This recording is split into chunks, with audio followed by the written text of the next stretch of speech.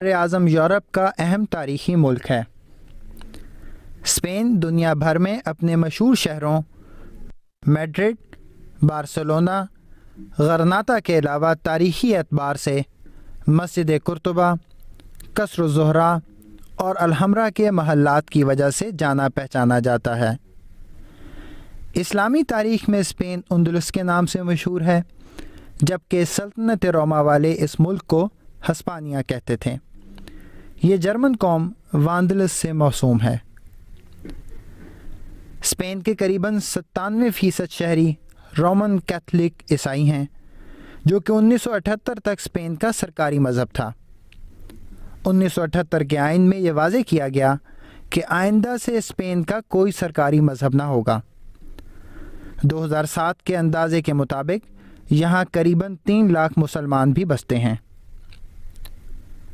معلوم تاریخ کے مطابق قریباً 1000 سال قبل مسیح میں یہاں کیلٹک قبائل آباد ہوئے۔ اس کے بعد مختلف وقتوں میں فونیشیا، یونانی، وینڈلز اور ویسیگوت حکمران رہے۔ 711 عیسوی کو مسلمان سپہ سالار طارق بن زیاد نے بادشاہ روڈرک کو شکست دے کر اسپین پر اسلامی حکومت کا جھنڈا گاڑا تھا۔ اس لڑائی کے دوران طارق بن زیاد کا مشہور تاریخی خطاب، جو اس نے اپنی فوج کے لیے واپسی کا راستہ بند کرتے ہوئے اپنی کشتیاں جلا کر کیا تھا، یہ خطاب رہتی دنیا تک یاد کیا جائے گا۔ اس نے کہا تھا، اے لوگو، جائے فرار کہاں ہے؟ تمہارے پیچھے سمندر ہے اور سامنے دشمن، اور بخدا تمہارے لیے ثابت قدمی اور صبر کے سوا کوئی چارہ نہیں۔ مسلمانوں کی اس تاریخی فتح سے اسپین کا وہ 700 سالہ سنہری دور شروع ہوا جس میں اہل اسلام نے اس سرزمین کو خوشحالی اور ترقی سے ہمکنار کیا، اور یہاں تعلیم و حکمت کے وہ چراغ روشن کیے جن سے یورپ کی ظلمت اور تاریکی دور ہوئی۔ اسپین کی سرزمین اسلام کی علمی تاریخ میں بڑی زرخیز ثابت ہوئی۔ اس کا مقام مردم خیزی میں کسی طرح بھی بغداد اور دمشق کی یونیورسٹیوں سے کم نہیں۔ معروف مستشرق مونٹگومری واٹ اس بارے میں لکھتے ہیں، جب مسلمانوں کی قسمت اپنے عروج پر تھی تو ان کی تعلیمات نے تمام مذاہب کے ماننے والے طلباء کو اپنی جانب متوجہ کر لیا تھا۔ اسپین کے یہودی بطور خاص عرب فکر سے متاثر ہوئے۔ ان میں سے بیشتر نے عربی بولنے والے اساتذہ سے زانو تلمذ طے کیا اور عربی زبان میں کتابیں لکھیں۔ یہ تاریخ اسلام کا ایک المناک باب ہے کہ مسلمان 800 برس کی حکمرانی کے بعد اسپین سے حرف غلط کی طرح مٹ گئے۔ اس کی وجہ مسلمانوں کی باہمی نااتفاقیاں اور عرب و بربر کے اختلافات تھے۔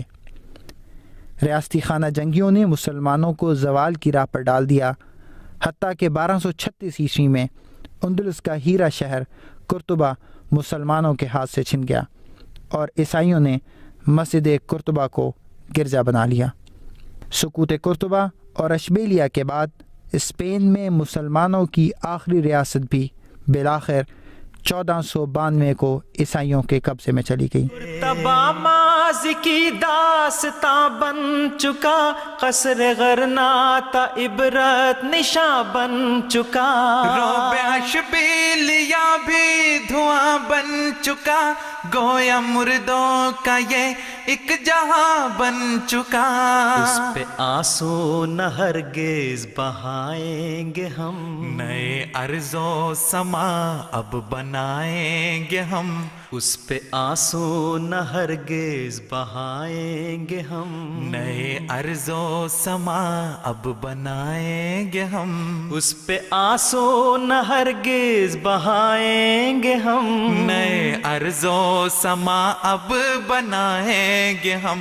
اسپین جو مسلمانوں کی عظمت رفتہ کا امین، مگر اسلامی اسپین کی حکومت کے دردناک زوال کی بے شمار کہانیوں کو اپنے دامن میں سمیٹے ہوئے ہے، اب وہ مسیح محمدی کے ان پروانوں کے لیے اپنے اسی تار تار دامن کو ایک بار پھر کشادہ کرتا ہوا دکھائی دیتا ہے، جو یہاں حکومت یا زمین کو نہیں بلکہ دلوں کو جیتنے کے لیے آ پہنچے ہیں، اور امن کے شہزادے کی قیادت میں وہ آج ہر کریا کریا، بستی بستی یہ نعرہ بلند کرتے ہوئے پھر رہے ہیں، محبت سب کے لیے، نفرت کسی سے نہیں۔ پرچم دین احمد اڑائیں گے ہم، ڈنکا توحید کا اب بجائیں گے ہم، پرچم دین احمد اڑائیں گے ہم، دین احمد کا جو آج سالار ہے، تیر ہاتھوں میں اس کے